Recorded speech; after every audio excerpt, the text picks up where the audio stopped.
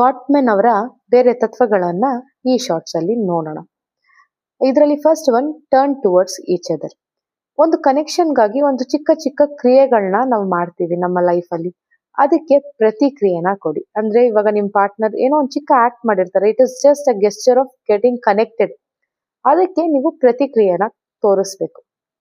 And when you are making decision, ಒಬ್ಬರನ್ನೊಬ್ರು involve ಮಾಡ್ಕೊಳ್ಳಿ, ಅವರ ಒಂದು ಪಾಯಿಂಟ್ಸ್ಗಳಿಗೆ ವ್ಯಾಲ್ಯೂ ಮಾಡಿ.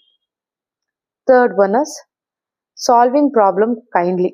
ಯೂಶುವಲ್ ಆಗಿ ಏನಾಗುತ್ತೆ, ಪ್ರಾಬ್ಲಮ್ ಸಾಲ್ವ್ ಮಾಡುವಾಗ ನನ್ನದೇ ಒಂದು ಥಾಟ್ ಇರುತ್ತೆ, my partner will have his own thought. ಆ ಥಾಟ್ ಪ್ರೋಸೆಸ್ ಅಲ್ಲಿ I may feel I am right, ಅವರು ಈ may feel is right. But ಅದನ್ನ ಕೈಂಡ್ ವರ್ಡ್ಸ್ ಅನ್ನ ಯೂಸ್ ಮಾಡಿ ಆ ಪ್ರಾಬ್ಲಮ್ನ ರಿಸಾಲ್ವ್ ಮಾಡ್ಕೊಳ್ಳೋಕೆ ಟ್ರೈ ಮಾಡಿ.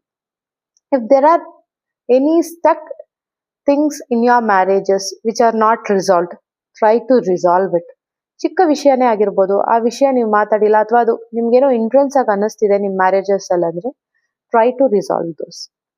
And finally, make sure you both build new goals together and find new activities wherein you get to know each other well and you perform it. So these are few principles for happy marriage. Thank you.